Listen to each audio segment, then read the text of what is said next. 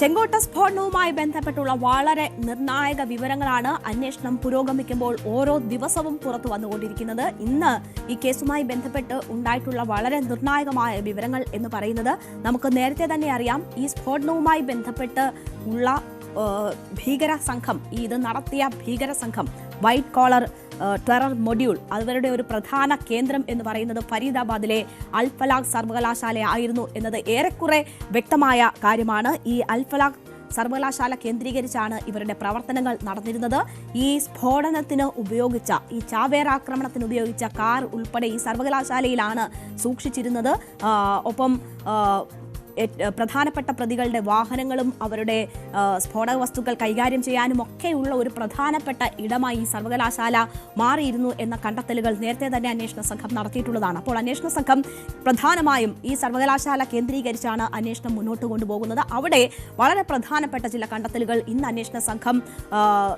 ഇപ്പോൾ അന്വേഷണ സംഘം നടത്തിയിരിക്കുന്നത്, ഈ സർവകലാശാലയിൽ പഠിച്ചിരുന്ന ഭീകരർ നേരത്തെയും ഈ രാഷ്ട്രം ലക്ഷ്യമിട്ടുകൊണ്ടുള്ള പല സ്ഫോടനങ്ങളും നടത്തിയിട്ടുണ്ട് എന്ന ഒരു നിർണായകമായ കണ്ടെത്തലിലേക്കാണ് അന്വേഷണ സംഘം എത്തിയിരിക്കുന്നത്. അത് മിർസ ഷദാബ് എന്ന് പറയുന്ന ഭീകരൻ, ആ സ്ഫോടന കേസുകളുടെ മുഖ്യ സൂത്രധാരനായിരുന്ന മിർസ ഈ അൽ ഫലാഹ് സർവകലാശാലയിലെ എഞ്ചിനീയറിംഗ് വിദ്യാർത്ഥിയായിരുന്നു എന്ന വിവരമാണ് ഇപ്പോൾ അന്വേഷണ സംഘത്തിൽ നിന്ന് പുറത്തേക്ക് വരുന്നത്. 2007 ഗോരഖ്പൂരിലും 2008 അഹമ്മദാബാദിലും നടന്ന സ്ഫോടനങ്ങൾക്ക് പിന്നിൽ ഈ മിർസ ഷദാബ് ആയിരുന്നു. ഇയാൾ 2007 അൽ ഫലാഹ് സർവകലാശാലയിൽ നിന്ന് എഞ്ചിനീയറിംഗ് പഠനം പൂർത്തിയാക്കിയ വ്യക്തിയാണ് എന്ന വിവരങ്ങളാണ് അന്വേഷണ ഏജൻസിയെ, അവിടുത്തെ സോഴ്സുകളെ ഉദ്ധരിച്ച് ദേശീയ മാധ്യമം റിപ്പോർട്ട് ചെയ്തിട്ടുള്ളത്. നോക്കൂ, 2007 അൽ ഫലാഹ് സർവകലാശാലയിൽ നിന്ന് എഞ്ചിനീയറിംഗ് പഠനം പൂർത്തിയാകുന്ന മിർസ ആ വർഷം തന്നെ ഗോരഖ്പൂരിൽ ഒരു സ്ഫോടനം നടത്തുന്നു. അതിന്റെ തൊട്ടടുത്ത വർഷം അഹമ്മദാബാദിൽ സ്ഫോടനം നടത്തുന്നു. രാജ്യത്ത് ഉണ്ടായിട്ടുള്ള 5ഓളം സ്ഫോടനങ്ങൾക്ക് പിന്നിൽ ഈ മിർസ എന്ന കൊടും കുറ്റവാളിയാണ് എന്നതാണ് വ്യക്തമായിട്ടുള്ളത്. ഇയാളെ ചുറ്റിപ്പറ്റിയുള്ള അന്വേഷണങ്ങളിലേക്ക് കൂടി കാര്യങ്ങൾ മുന്നോട്ട് പോവുകയാണ്. അപ്പോൾ ഈ അൽ ഫലാഹ് സർവകലാശാല എന്ന് പറയുന്നത് ഈ വൈറ്റ് കോളർ ടെറർ മൊഡ്യൂളിന്റെ ഒരു പ്രധാനപ്പെട്ട കേന്ദ്രം എന്ന നിലയിലുള്ള നിർണായക വിവരങ്ങളാണ് അന്വേഷണ സംഘത്തിന് കിട്ടിക്കൊണ്ടിരിക്കുന്നത്. ഇപ്പോൾ 2007 മിർസ ഷദാബ് അൽ ഫലാഹ് സർവകലാശാലയിൽ നിന്ന് ബിടെക് പഠനം പൂർത്തിയാക്കുന്നത്. ഇന്ത്യൻ മുജാഹിദീൻ സംഘവുമായാണ് ഇയാൾക്ക് ബന്ധമുണ്ട് എന്ന് ആരോപിക്കപ്പെട്ടിരുന്നത്. മിർസ ഷദാബ് ഈ പഠനം പൂർത്തിയാക്കി ഇറങ്ങുന്നു. ഇയാൾ രാജ്യത്തുടനീളം 5ഓളം സ്ഫോടനങ്ങൾ നടത്തുന്നു. കഴിഞ്ഞ 2 പതിറ്റാണ്ടോളമായി ഇയാൾ പക്ഷേ ഒളിവിലാണ്. ഇയാൾ അന്വേഷണ സംഘത്തിന് ഇയാളെ കണ്ടെത്താനായിട്ടില്ല. 2008 ഡൽഹി സ്ഫോടനത്തെ തുടർന്ന് ഇന്ത്യ വിട്ട മിർസ പാകിസ്ഥാനിലേക്ക് കടന്നിരിക്കുന്നു എന്നതാണ് അന്വേഷണ സംഘത്തിന് ലഭിച്ചിട്ടുള്ള വിവരം. പിന്നീട് ഇയാൾ IS ഭീകര സംഘടനയിൽ ചേർന്നു എന്ന വിവരവും അന്വേഷണ സംഘത്തിനുണ്ട്. ഇന്ത്യ തിരയുന്ന ഏറ്റവും വലിയ ഭീകരരിൽ ഒരാളാണ് ഈ മിർസ എന്ന് പറയുന്നയാൾ. ഇയാൾ ഈ 5ഓളം സ്ഫോടനങ്ങൾ, രാജ്യത്ത് നടന്ന 5ഓളം സ്ഫോടനങ്ങൾക്ക് പിന്നിൽ ഇയാളുടെ പങ്ക് അന്വേഷണ സംഘത്തിന് വ്യക്തമായിട്ടുണ്ട്. ഇയാൾ ഇപ്പോൾ IS ഭീകര സംഘടനയുടെ ഭാഗമാണ് എന്നതാണ് മനസ്സിലാക്കുന്നത്. UPയിലെ അസംഗഡ് സ്വദേശിയാണ് മിർസ ഷദാബ്. ഇയാൾ അൽ ഫലാഹ് സർവകലാശാലയിൽ എത്തുകയും അവിടെ പഠനം പൂർത്തിയാക്കുകയും അതിനുശേഷമാണ് ഈ സ്ഫോടനങ്ങൾ രാഷ്ട്രത്തിൻ്റെ പല ഭാഗങ്ങളിലും നടത്തുകയും ചെയ്തിരിക്കുന്നത് എന്നതാണ്. അപ്പോൾ നേരത്തെയും രാജ്യം ലക്ഷ്യമിട്ട സ്ഫോടന കേസുകളിലെ ഭീകരർ ഈ അൽ ഫലാഹ് സർവകലാശാലയുമായി ബന്ധപ്പെട്ട് പ്രവർത്തിച്ചിരുന്നു, അല്ലെങ്കിൽ അവിടുത്തെ വിദ്യാർത്ഥികളായിരുന്നു എന്ന വളരെ നിർണായകമായ വിവരമാണ് അന്വേഷണ സംഘം കണ്ടെത്തിയിരിക്കുന്നത്. അപ്പോൾ പ്രധാനപ്പെട്ട ടെറർ മൊഡ്യൂൾ കേന്ദ്രീകരിച്ചിരുന്ന ഇടമായി അൽ ഫലാഹ് സർവകലാശാല മാറുകയാണ്. ഡൽഹിയിലെയും ഫരീദാബാദിലെയും 25 സ്ഥലങ്ങളിൽ NIA റെയ്ഡ് നടത്തുകയുണ്ടായി. ഭീകരബന്ധം പുറത്തു വന്നതിന് പിന്നാലെ സർവകലാശാലയ്ക്കെതിരെ ഡൽഹി പോലീസ് 2 കേസുകൾ ഇപ്പോൾ രജിസ്റ്റർ ചെയ്തിട്ടുണ്ട്. ഫരീദാബാദിലെ അൽ ഫലാഹ് സർവകലാശാലയിൽ ജോലി ചെയ്യുകയോ അല്ലെങ്കിൽ അവിടെ പഠിക്കുകയോ ചെയ്തിരുന്ന ഏതാണ്ട് 10ഓളം പേർ ഇപ്പോൾ മിസ്സിംഗ് ആണ് എന്ന ഒരു വിവരം കൂടി അന്വേഷണ സംഘത്തിന്റെ ഭാഗത്തു നിന്നും ലഭിക്കുന്നുണ്ട്. അതായത് ഈ ഭീകര പ്രവർത്തനവുമായി നേരിട്ട് ഇടപെട്ടവരായിരിക്കാം, നേരിട്ട് ബന്ധമുള്ളവരായിരിക്കാം ഇവർ എന്നതാണ് ഇപ്പോൾ അന്വേഷണ ഉദ്യോഗസ്ഥർ കരുതുന്നത്. ഈ 10 പേരെ കുറിച്ച് യാതൊരു വിവരവുമില്ല.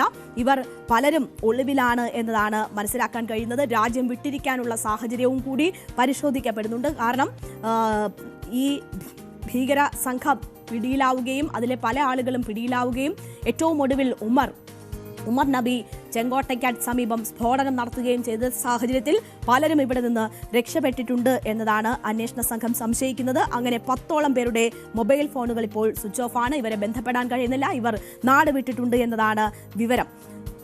ഈ അൽ ഫലാഹ് ഗ്രൂപ്പിന്റെ ചെയർമാൻ ജാവേദ് അഹമ്മദ് സിദ്ദിഖിയെ ED കഴിഞ്ഞ ദിവസം അറസ്റ്റ് ചെയ്തിരുന്നു. ഒരു ദിവസം മുഴുവൻ നീണ്ട പരിശോധനകൾക്കും ചോദ്യം ചെയ്യലിനും ഒടുവിലാണ് ഈ അറസ്റ്റിലേക്ക് കാര്യങ്ങൾ നീങ്ങിയത്. അൽ ഫലാഹ് ഗ്രൂപ്പുമായി ബന്ധപ്പെട്ട് കള്ളപ്പണം വെളുപ്പിക്കൽ ഉണ്ടായിട്ടുണ്ട് എന്നതാണ് ED വൃത്തങ്ങൾ നൽകുന്ന സൂചന.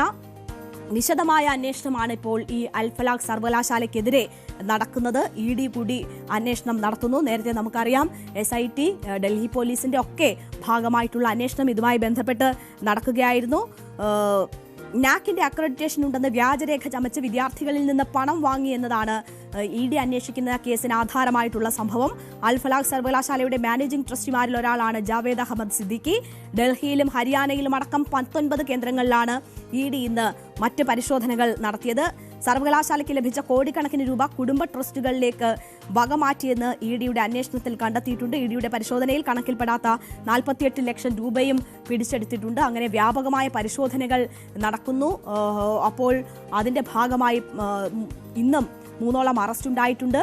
ഒപ്പം തന്നെ ഈ അൽ ഫലാഹ് സർവകലാശാല കേന്ദ്രീകരിച്ചുള്ള വ്യാപകമായ പരിശോധനയിൽ പല കാര്യങ്ങളും വെളിച്ചത്തേക്ക് വരികയാണ്. ഡൽഹി സ്ഫോടന കേസിലെ ഭീകരർക്ക് കേന്ദ്രമായി തന്നെ ആ സർവകലാശാല മാറിയിരുന്നു എന്നതാണ് മനസ്സിലാകുന്നത്. അവരുടെ ഒരു വലിയ സാമ്പത്തിക സ്രോതസ്സും അതായിരുന്നു എന്നത് സൂചിപ്പിക്കുന്നു. വൈറ്റ് കോളർ ഭീകര സംഘത്തിലെ പ്രധാനികൾക്ക് എല്ലാം സർവകലാശാലയുമായി ബന്ധമുണ്ടായിരുന്നു. അത് അങ്ങനെ കണ്ടെത്തിയതോടുകൂടിയാണ് ഈ സർവകലാശാല കേന്ദ്രീകരിച്ച് കൂടുതൽ അന്വേഷണം നടത്തുകയും ഇപ്പോൾ കൂടുതൽ വിവരങ്ങൾ പുറത്തുവരികയും ചെയ്യുന്ന സാഹചര്യം ഉണ്ടായിട്ടുള്ളത്. ഒപ്പം പാകിസ്ഥാന് ഈ സ്ഫോടനവുമായി ബന്ധപ്പെട്ടുള്ള ഇതിന്റെ കണ്ണുകൾ നീങ്ങുന്നത് പാകിസ്ഥാനിലേക്കാണ് എന്നതുകൂടി കൂടുതൽ വ്യക്തമാവുകയാണ്. സ്ഫോടനത്തിന് പിന്നിൽ പാകിസ്ഥാനെന്ന് പാക് അധീന കാശ്മീരിലെ മുൻ പ്രധാനമന്ത്രി ചൗധരി അൻവറുൽ ഹക്ക് വെളിപ്പെടുത്തിയിരിക്കുന്ന കാര്യമാണ് ഇപ്പോൾ പുറത്തുവരുന്നത്. ബലൂചിസ്ഥാനിൽ വീണ ചോരയ്ക്ക് പകരം ചെങ്കോട്ട മുതൽ കശ്മീർ വരെ പകരം വീട്ടുമെന്ന് താൻ മുമ്പ് പറഞ്ഞിരുന്നു. അതിപ്പോൾ നടപ്പിലായെന്നാണ് അൻവറുൽ ഹക്ക് പ്രസംഗിക്കുന്നത്. അതിന്റെ വീഡിയോ ആണ് ഇപ്പോൾ പുറത്തു വന്നിരിക്കുന്നത്. നേരത്തെ ഉമർ നബിക്കും സംഘത്തിനും വേണ്ടി പാകിസ്ഥാനിൽ പണപ്പിരിവ് നടന്നു എന്ന റിപ്പോർട്ടുകൾ വന്നിരുന്നു. സതാബെ എന്ന വാലറ്റ് ആപ്പിലൂടെ ഏതാണ്ട് 20,000 പാക് രൂപ വീതം സംഭാവന ആവശ്യപ്പെട്ടതായും അങ്ങനെ സംഭാവന പിരിച്ചിട്ടുണ്ട് എന്നതുമാണ് മനസ്സിലാക്കിയിട്ടുള്ളത്. ഉമർ നബിയുടേതടക്കം ഉള്ള ഫോണുകൾ പരിശോധിക്കുമ്പോഴാണ് ഈ കൂടുതൽ വിവരങ്ങൾ പുറത്തുവരുന്നത്. ചാവേർ ആക്രമണത്തിലെ മതത്തിന്റെ ഏറ്റവും വലിയ മഹത്തരമായ പ്രവൃത്തി എന്ന് ഉമർ നബി വിശേഷിപ്പിക്കുന്ന വീഡിയോ നേരത്തെ വന്നതാണ്. അത് ഉമർ നബിയുടെ ഫോൺ പരിശോധിച്ചതിൽ നിന്ന് അന്വേഷണ സംഘത്തിന് ലഭിച്ചതാണ് ആ വീഡിയോ. ആ ഫോൺ കൂടുതലായി പരിശോധിക്കുമ്പോഴാണ് പാകിസ്ഥാനിൽ ഇവർക്ക് വേണ്ടി പണപ്പിരിവ് നടന്നു എന്ന വിവരം പുറത്തുവരുന്നത്. ജെയ്ഷെ മുഹമ്മദ് ഇന്ത്യയിൽ ചാവേർ ആക്രമണം നടത്താനാണ് ഈ പണപ്പിരിവ് നടത്തിയത് എന്ന വിവരങ്ങളാണ് ഈ ഫോണിൽ നിന്ന് ലഭിക്കുന്നത്. അപ്പോൾ അങ്ങനെ പാകിസ്ഥാന്റെ ബന്ധം ഇതുമായി ഉള്ള പാകിസ്ഥാന്റെ ബന്ധം കൂടി കൂടുതലായി പുറത്തേക്ക് വരുന്ന ഒരു സാഹചര്യമാണ് ഉള്ളത്. 11 വ്യക്തികൾക്ക് ഉമർ ഈ ചാവേർ ആക്രമണം സംബന്ധിച്ചുള്ള വീഡിയോ പങ്കുവച്ചിരുന്നതിന്റെ തെളിവുകൾ കൂടി അന്വേഷണ സംഘത്തിന് ലഭിച്ചിട്ടുണ്ട്. മാത്രവുമല്ല മറ്റ് 70-ലധികം വീഡിയോകൾ ഉമർ നബിയുടെ ഭാഗത്തു നിന്ന് അല്ലെങ്കിൽ ഉമർ നബിയുടെ ഫോൺ പരിശോധിച്ചതിൽ നിന്ന് അന്വേഷണ സംഘത്തിന് കണ്ടെത്താൻ കഴിഞ്ഞിട്ടുണ്ട് എന്ന വിവരങ്ങൾ കൂടി വരികയാണ്. അപ്പോൾ വളരെ നിർണായകമായിട്ടുള്ള വിവരങ്ങളാണ് ഇപ്പോൾ അന്വേഷണ സംഘത്തിന് ലഭിച്ചുകൊണ്ടിരിക്കുന്നത്. ഈ ആക്രമണത്തിന് പാകിസ്ഥാന്റെ മണ്ണ് എങ്ങനെയൊക്കെ ഉപയോഗിക്കപ്പെട്ടു എന്നതിൻ്റെ വിവരങ്ങൾ, ഒപ്പം തന്നെ ഇതുമായി ബന്ധപ്പെട്ടുള്ള കൂടുതൽ ആളുകളെ സംബന്ധിച്ചുള്ള വിവരങ്ങൾ, അറസ്റ്റുകൾ, ഈ അൽ ഫലാഹ് സർവകലാശാലയുമായി ബന്ധപ്പെട്ടുള്ള കൂടുതൽ വിവരങ്ങൾ എന്നിവയാണ് ലഭിച്ചിട്ടുള്ളത്. ഇതിപ്പോൾ നമ്മൾ കാണുന്ന വീഡിയോ ബലൂചിസ്ഥാനിൽ വീണ ചോരയ്ക്ക് പകരം ചെങ്കോട്ട മുതൽ കശ്മീർ വരെ പകരം വീട്ടുമെന്ന് താൻ മുൻപ് പറഞ്ഞിരുന്നു എന്ന കാര്യം പാക് അധീന കശ്മീരിലെ മുൻ പ്രധാനമന്ത്രി ചൗധരി അൻവറുൽ ഹക്ക് പറയുന്ന വീഡിയോ ആണ് ഇപ്പോൾ നമ്മൾ കാണുന്നത്. ഈ വീഡിയോ ഉൾപ്പെടെയാണ് പുറത്തു വരുന്നത്. അപ്പോൾ പാകിസ്ഥാന്റെ ബന്ധം എന്താണ് ഇതുമായി ബന്ധപ്പെട്ട് എന്നത് കൂടുതൽ വെളിവാകുകയാണ്.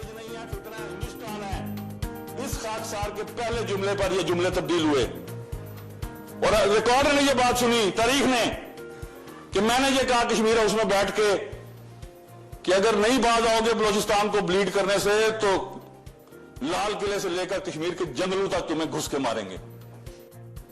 बोल के ये बात कही कि ये फितना खारिज नहीं है, फितना हिंदुस्तान है। इस खाकसार के पहले जुमले पर ये जुमले तब्दील हुए और रिकॉर्डर ने ये बात सुनी, तारीख ने, कि मैंने ये कहा कश्मीर हाउस में बैठ के कि अगर नहीं बाज आओगे बलूचिस्तान को ब्लीड करने से तो लाल किले से लेकर कश्मीर के जंगलों तक तुम्हें घुस के मारेंगे। बोल के ये बात कही कि ये फितना खारिज नहीं है, फितना हिंदुस्तान है। इस खाकसार के पहले जुमले पर ये जुमले तब्दील हुए और रिकॉर्डर ने ये बात सुनी, तारीख ने, कि मैंने ये कहा कश्मीर हाउस में बैठ के कि अगर नहीं बाज आओगे बलूचिस्तान को ब्लीड करने से तो लाल किले से लेकर कश्मीर के जंगलों तक तुम्हें घुस के मारेंगे।